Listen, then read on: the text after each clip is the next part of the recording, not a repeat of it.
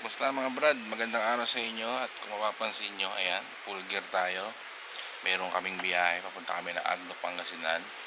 So mga tutunan ng umaga at meron kaming 2 AM assembly sa Shell Station dito sa amin sa Baliwag.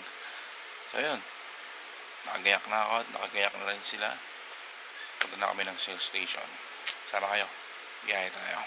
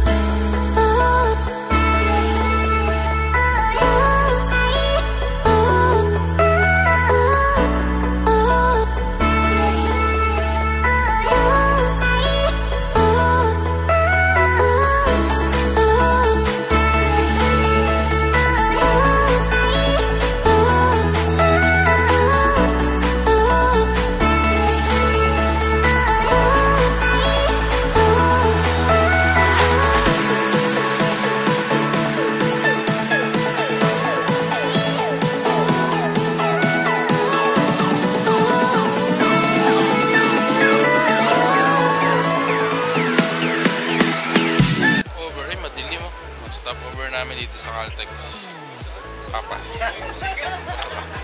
Basta ba ang takbuhan? Sakto ka lang. Naligaw ka na, iba kami ng daan. Hindi, magkakasama lang. Nakapagod ako sa akin. Kanina? People. Ayos lang yun. Mamaya dire-diretso na tayo umaga.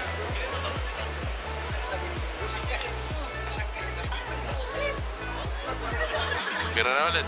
No. Ako na.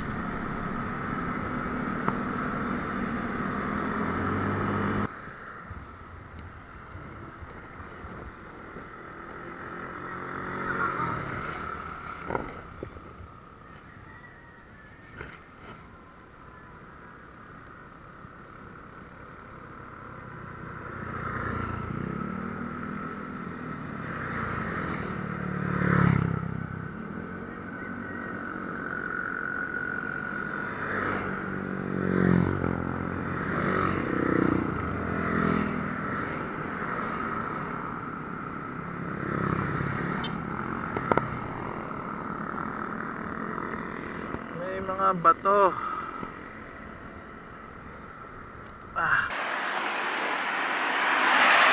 Layo-layo pa kami. Ayan na, live. Habol ulit tayo. So time check, mag-alas 7 na ng umaga. Nandito na kami sa Pangasinan na to eh. Parang mga tarim na to yata. So, ayun. So balik ako mamaya. Peace.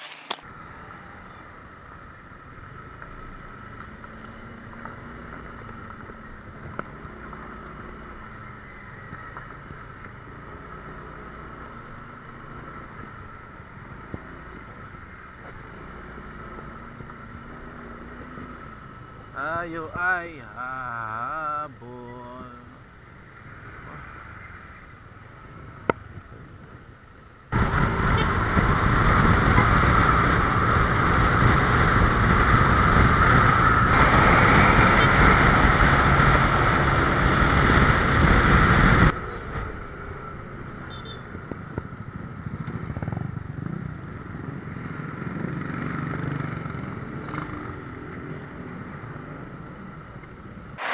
Second stopover, Bugalyan. Dito na kami sa Bugalyan, Pangasinan.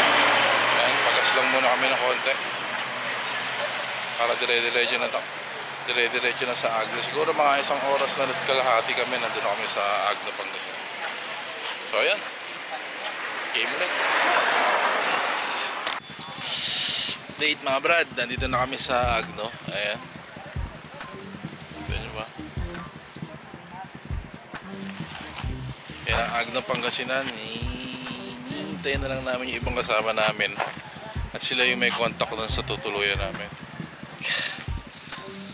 Kaya na. Nagugutom na kami. Alas 9 na ata ng umaga. Check natin. 8:51 na ng umaga. Umalis kami doon sa Baliwag. 3:30 na. So, ilang oras yun? 4, 5, 6, 7, 8, 9. Alas 6 hours na biniyahe. Ayun. Mamaya na lang ulit. Yes ulit.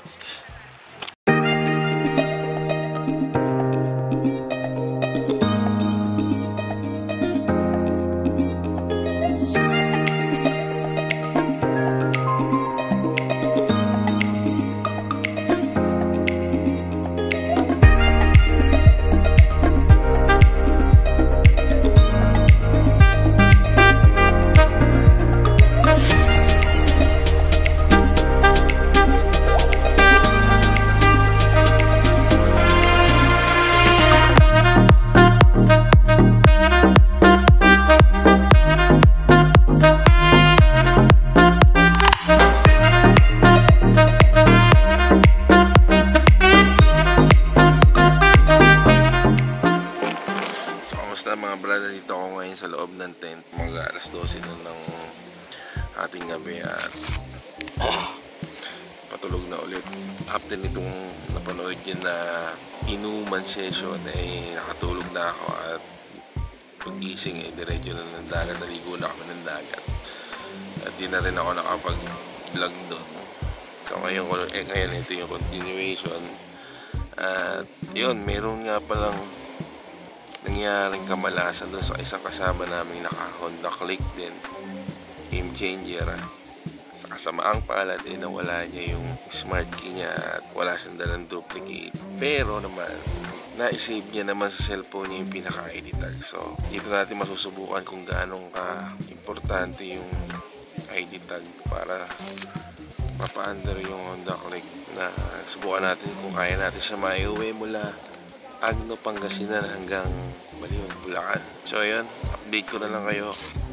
Bukas pagising, matutulog na ako para balik energy na tayo bukas. Kailangan natin ng makapagpahinga para maaga tayo magising. Medyo malayo-layo yung biyahe ulit pa uwi. Ayun mga brad, bukas na lang ulit.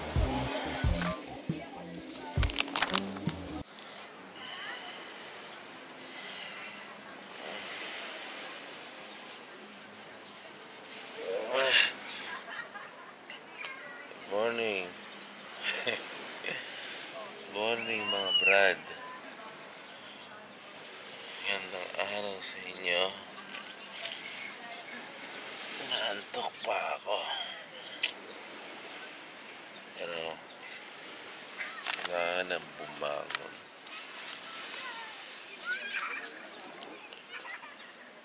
Ay nako.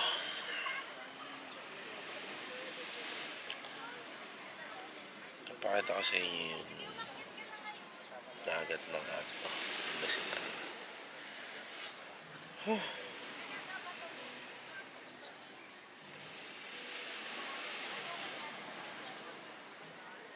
Ito siya.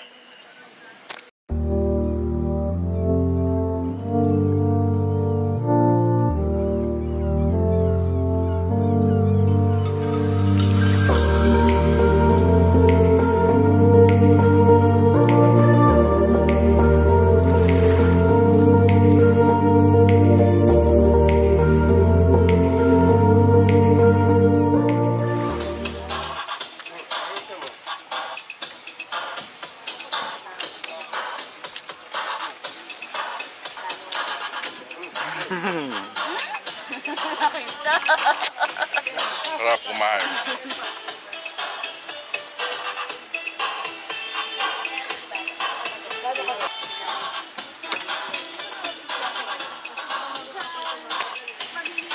Kain.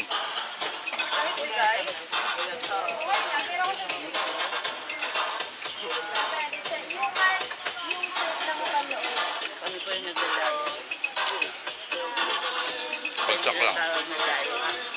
Ayan yung.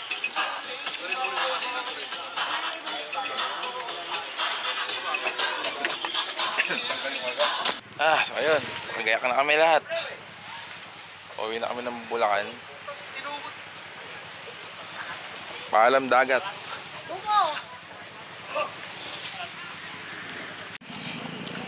So ayun mga brad, pauwi na kami ng Bulacan.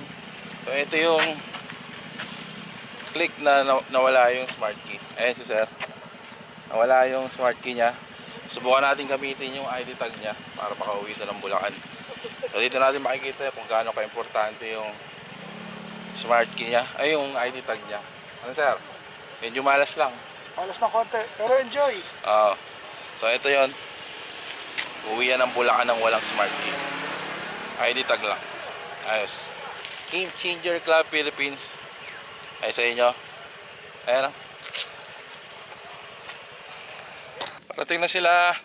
Uwi na kami ng Bulacan.